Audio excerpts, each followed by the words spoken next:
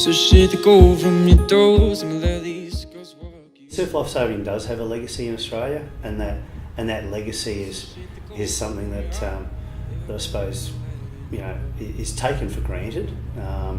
But the legacy is selflessness and service and really services to the community as volunteers. So my name is Craig Chapman. I've been involved in surf lifesaving since 1981. That's when I got my bronze medallion. But I heard you rise so you heard mine. Yeah, look, the impact it's had on growing up and communities and things is probably understated. I mean, we provide a volunteer service on the beach and we rescue people, and I think that people can then see that and they come through from nippers through to cadets, through to juniors and through to seniors, and even now through to masters. So it's something you can have throughout your life and grow with. 'Cause I'll be yours, my love, because I'll be yours, because So the training and the skills that are required start at a very young age with the nippers. Then they go through to when you get your bronze medallion at 15 years old. At that stage, then you're able to patrol on the beach. Then you can get a whole lot of other awards. There's multiple awards. There's the driving of the ATV, driving of the IRB, crewing of the IRB. You've got first aid, you've got advanced resus, you've got, apart from the bronze medallion, you've also got the silver medallion, and it can go right up to jet boats and even helicopters as part of the rescues these days. so shit to go from your heart if it all let it fall. 'Cause it takes a lot to make it art at home, to love, and it takes a lot to love you wrong. There's no doubt in my mind we have incredible lifeguards Australia-wide. They're amazing. A lot of them are lifesavers as well. So lifesavers volunteer, lifeguards are paid. There's no doubt in my mind that the lifeguards could keep the beaches safe and cost councils a lot more money and everything else, but they do an incredible job of it. So they could do that. The lifesavers do some things better. They have more intensive training on some things, and the lifeguards do some things more efficiently and quicker.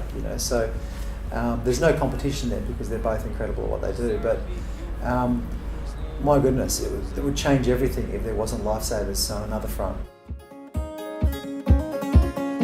It says open you a stop so I could ask you these simple things like, well, would you love the ocean, and well, could you love the ocean with me?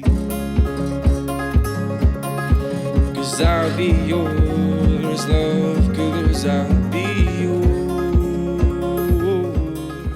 Probably my favourite story, and one that I really want to highlight in the next couple of years, is a story about a gentleman, Chirikai, he's an Aboriginal gentleman from Greenmount, and in 1911 we know, but pre that, his father was one of the tribal leaders, and his father got him to sit on Greenmount Hill. When the railway station was open and it came all the way down to Tweed, all of a sudden tons of white people would be turning up swimming in the ocean. They didn't know how to do it, and they'd be getting in trouble. And so Chirikai was told by his father to sit on the hill and oversee and look after the white folk while they swam, and to rescue them if they needed. So their tribal ethos was, while you're on country, while you're on our land, it's our responsibility to look after you. And I love that, because that's the Gold Coast idea, is we're a tourism capital. So when people come here, it's our responsibility to look after you. But also Surf Lifesaving Australia, when you're on our foreshore, it's our responsibility to look after you.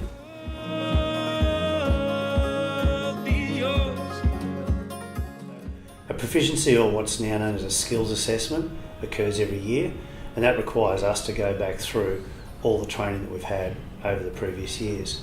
So you've got to come down and do the mannequin situation, where you're doing your CPR and EAR and making sure you're getting the timing right, as well as the stings and first aid, spinal carries, and then you've got to be able to do a run, swim, run in a certain amount of time, do a board rescue, a tube rescue, and your IRB crew and drivers.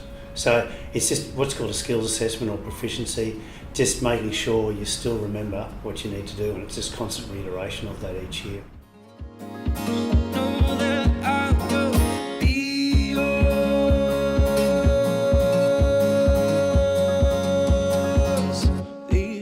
the simple things that want you.